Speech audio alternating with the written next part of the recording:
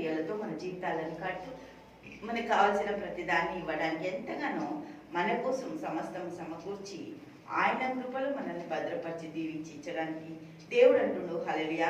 బంగారము వెండి కంటే కూడా మనం కోరదగినది దేవాది దేవుని యొక్క వాక్యము. కీర్తనలు 119వ అధ్యాయము 72వ వచనం చూద్దాం.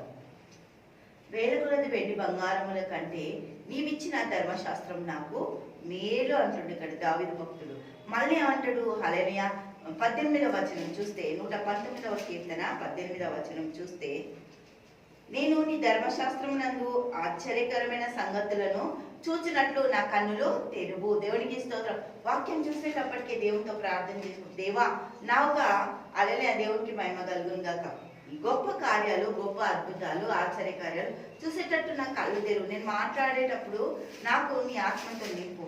నాకు కావలసిన వాక్యం చదివేటప్పుడు నీ ఆత్మతో నన్ను నింపు. నీ ఆత్మ ద్వారా మాట్లాడు. కీర్తనలు 19వ అధ్యాయము 10వ వచనం చూద్దాం.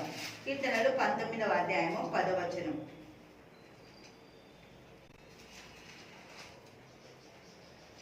అవి బంగారు కంటేను విస్తారమైన మేలిమి బంగారం కంటేను కోరదగినవి, తేనె కంటేను జుంటి తేనె దారల కంటేను మధురమైనవి. దేవునికి మహిమ కలుగుందక. వాటి వలన నీ సేవకుడు హెచ్చరిక నొందును, వాటిని గైకొనుట వలన గొప్ప లాభము కలుగును.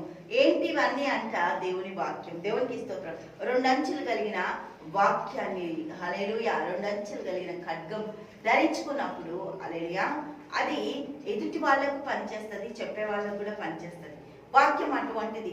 వాక్యాన్ని మనం ఎప్పుడైతే ఆస్వాదించుకుంటామో దేవుని మహిమ ఒక గొప్ప ఆధిక్యత మన జీవితాలలో విస్తరింపజేస్తుంది. దేవుడికి మహిమ కలుగును గాక.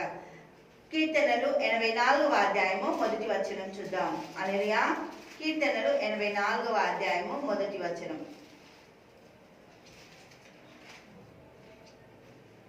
సైన్యముల అధిపతియగు యెహోవా నీ నివాసములు ఎంత రమ్యములు, అవట ఆ దేవుడికి ఎంతో ఇష్టం అంట. అటువంటివన్నీ ఉత్తమమైనవి. భక్తిహీనులతో నేను సాంగత్యం చేయను, నాకు ఇష్టం లేదు. నాకు నీ గుమ్మం దగ్గర ఉంటే చాలు, నీ దగ్గర ఉంటే చాలు అంటాడు. హల్లెలూయా. దేవునికి మహిమ కలుగును గాక. దేవునికి స్తోత్రం. కీర్తనలు 84వ అధ్యాయము 10వ వచనం. నీ ఆవరణంలో ఒక దినము గడుపుట 1000 దినముల కంటే శ్రేష్టం. భక్తిహీనుల గుడారంలో నివసించుట కంటే నా దేవుని మందిర ద్వారమునొద్ద నుండుట నాకు ఇష్టం అంటుండు. దేవుడికి మహిమ కలుగును గాక. దేవుడైన యెహోవా సూర్యుడును కేడమునై ఉన్నాడు. యెహోవా కృపయు ఘనతయు అనుగ్రహించును. యథార్థంగా ప్రవర్తించు వానికి ఆయన ఏ మేలు కొదవ చెయ్యడట. దేవుడికి స్తోత్రం. ఏ మేలు కొదవైండు. ఏది అడుగుతున్నావో ఉత్తమమైన ఈ దేవుడు ఇవ్వడానికి సిద్ధపరుస్తున్నాడు. నీ కొరకు, నా కొరకు, నా జీవితాలలో దేవుడిచ్చిన ఉత్తమమైన ఎంతో చక్కగా భద్రపరిచి శాశ్వత కాలం వరకు పనిచేసేటట్టు ఆయన ఇచ్చే ప్రతిది కూడా ఎంతో గొప్పది. దేవునికి స్తోత్రం. 12వ వచనం చూద్దాం. సైన్యములకు అధిపతియగు యెహోవా నీ యందు నమ్మిక ఉంచువారు ధన్యులు, వర్ధిల్లుతారు. వాళ్ళు చాలా ఆశీర్వదింపబడ్డ జనాంగం. నీ దగ్గర ఉండేవాళ్ళు, నీ దగ్గర ప్రార్థించే వాళ్ళు, నీ దగ్గర దేవుని మహిమని పొందుకునే వాళ్ళు అని. దేవుడికి స్తోత్రం. ఈ సన్నిధి నాకు కావాలంటే మోషే కదా, నిర్గమకాండం 33వ అధ్యాయం 14వ వచనం.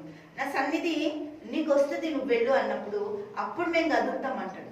నీవు నా జీవితంలో, నీ జీవితంలో దేవుని సన్నిధి ప్రసన్నతని కోరుకొని ఉత్తమమైన వాటిని మనము పొందుకునేటట్టు దేవుడు ప్రతిదాన్ని మనకు అనుగ్రహించింది. దేవుడికి మహిమ కలుగును గాక. హల్లెలూయా. తండ్రి యేసయ్యానికి స్తోత్రం. గొప్పది, అద్భుతంగా, ఆశ్చర్యకరానికి స్తోత్రాలు చెల్లిస్తాను. ప్రతి బిడ్డలకు ఉత్తమమైనది దయచేసి నీ సన్నిధిలో ఉండే భాగ్యం, నీ దగ్గర ఉండే భాగ్యం, నీ దగ్గర కూర్చునే భాగ్యం నీ బిడ్డలకు దయచేసి నడిపిస్తుంది. కృతజ్ఞతలు చెల్లిస్తూ యేసు నామములో ప్రార్థిస్తున్నాము తండ్రి. ఆమేన్, ఆమేన్, ఆమేన్.